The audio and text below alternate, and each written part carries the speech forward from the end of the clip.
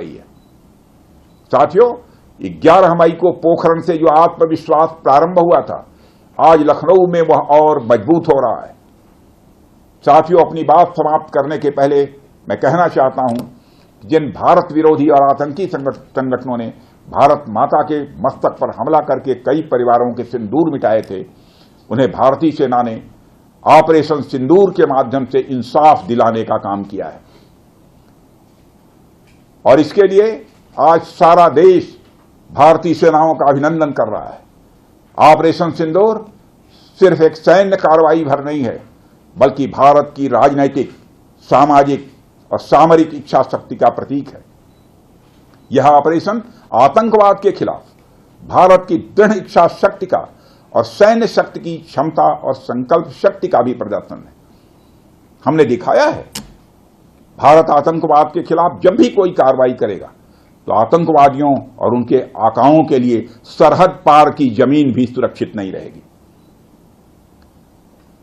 भारतीय सेनाओं ने ऑपरेशन सिंदूर को पाकिस्तान में मौजूद आतंकी ढांचा ढहाने के उद्देश्य से लॉन्च किया था।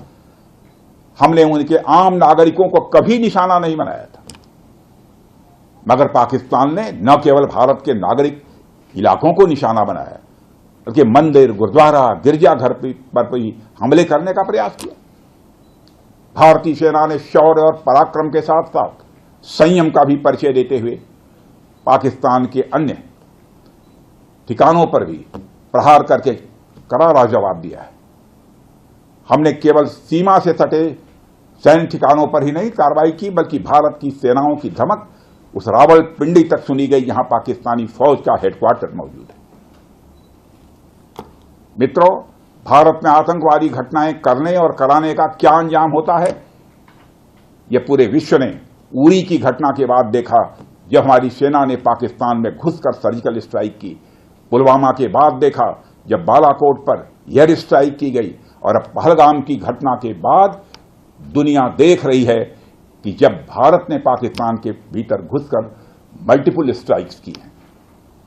आतंकवाद के खिलाफ जीरो टॉलरेंस की नीति पर चलते हुए हमारे यशस्वी प्रधानमंत्री नरेंद्र मोदी ने स्पष्ट कर दिया है कि यह नया भारत है जो आतंक के खिलाफ सरहद के इस पार और उस पार दोनों तरफ प्रभावी कार्रवाई करेगा। यह हमारे प्रधानमंत्री जी ने स्पष्ट रूप से यह संदेश दे दिया है।